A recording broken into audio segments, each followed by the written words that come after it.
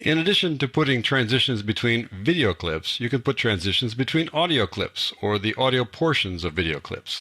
So to see how to do that, let's go to Working Files, Projects, and then double-click on 0806 Audio Transitions. Now, it's generally a good practice when you use a video transition, you're making a gradual shift from one clip to the next, that you also use an audio transition to do the same thing. So, for example, listen to these waterfalls here without any transitions. Really abrupt change. If I put, let's say, a cross dissolve in between the video clips by going Control or Command D, that's the shortcut to put in the default video transition. It's going to sound weird to have this audio not have a transition. Let me click on this guy to make it active. I'm going to make it even longer so it's even more obvious. Make it about 3 seconds long. Let's listen to this guy as we go through this cross dissolve. That just doesn't make any sense, right? You don't want to have that abrupt audio change in the midst of that nice, smooth cross dissolve. So you then put in a nice crossfade, as they call it in the audio world.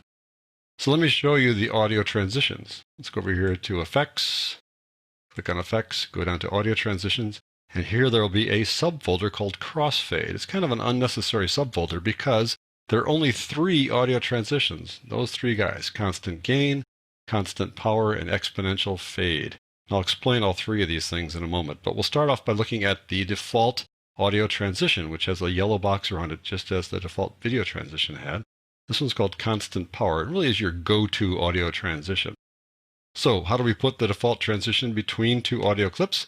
Well, we use a keyboard shortcut, very much like the Control or Command D keyboard shortcut we used for video. What we do here is we do Control Shift D or Command Shift D. So let me make this panel active, otherwise it won't work. We make the timeline panel active. So now if I do Control Shift D, it adds that audio transition right there. It's kind of brief compared to the length of the video transition, so I'm going to click on it by first expanding the view, then click on it to make it active.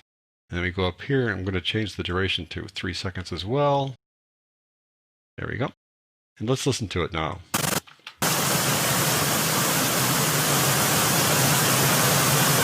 So just gradually transition to the tighter shot, which is a louder shot. And so it makes total sense then to have it work that way. You don't want an abrupt audio transition in the middle of a smooth video transition. So that's how you apply the default transition by using the keyboard shortcut, and you can see the reasons behind it. So let's just take a look at these 3 different transitions. Constant power has this kind of a look to it. If you just take a look at the thumbnail, that gives you an idea of how it works. The audio in the A clip, the one here on the left, gradually drops to a certain point and then drops kind of quickly. And then the audio in the B clip over here, the second one, climbs kind of quickly while this guy's going down slowly and then slowly goes to its peak. It's kind of a natural feeling transition. So I'm going to play it again here. It just kind of gradually builds up to the louder clip. Let's apply a different one. Let's go to constant gain. Constant gain, if you look at it, I apply it. There you go. Boom, boom. These very straight lines. It doesn't have that gradual change to it or that rapid change depending on which end of the transition you're looking at. Here it just goes down and up. So the transition tends to be more abrupt and a little less natural. And I'm not sure if you'll be able to pick it out here, but it is just a little bit less natural.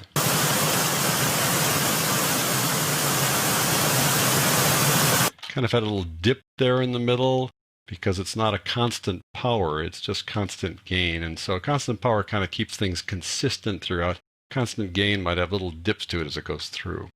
Exponential fade, let's drag that one over. It'll look very much like constant gain, but in fact it's not. The way it works is that it dips down quite a bit and then comes up. It's kind of like a dip to black video transition. It just sort of fades away for a while, then returns. Let's see what that sounds like. Here we go.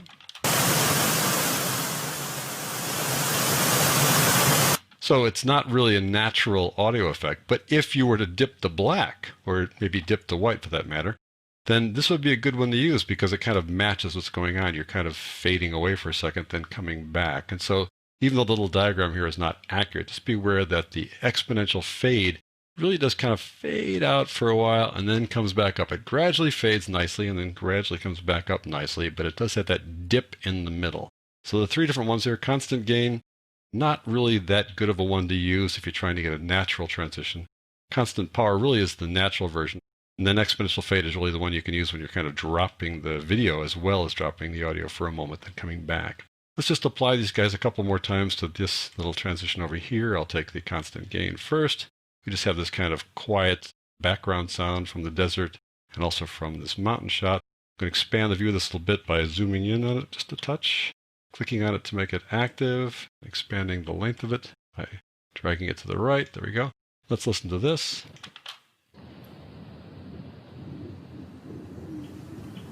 Just kind of gradually goes from one to the next. And when you have something like this where the audio is not that loud, whether you use constant gain or constant power, you probably won't notice the difference here. Try it again, try constant power this time. Yeah, hardly notice the difference. But when you go to exponential fade, you'll hear that dip in the middle. Like so. Let me just show you one time when using an audio transition is not necessarily a good idea. I have two sound bites butted together here, right next to each other. I set this up on purpose to have the soundbite here on the right actually have some lead-in audio that goes to it. So I really cut it right on the edge of this little soundbite. So I sort of cut off the beginning of it. And the one on the left I cut, but if I had not cut, then her audio would have continued. So if I put a crossfade here, you're going to hear audio from both clips for a while, and that's really disconcerting. Let's put the constant gain there and see what that sounds like. I'm going to increase the length on it a little bit by making it active and making it longer, so it'll be even worse. Let's listen to what that sounds like. And then my serve just won't work no matter what I roll. So you want to hit it with the player. So you hear two voices at once. So putting in a crossfade when you've got voices that are really close to each other like that is not a good idea because they will overlap, and you really don't want voices or words overlapping. I'll change the transition to constant power and show you that it happens there as well. Serve just won't work no matter what I roll. So you want to hit it with the player. You've got audios going at once. An exponential fade will be similar, but maybe not quite as dramatic. My serve just won't work no matter what I roll. So you want to hit it with the player. Just a little bit there as it dips down.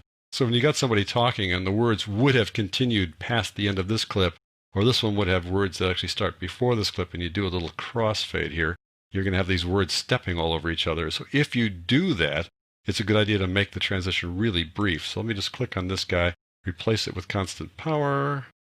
There you go.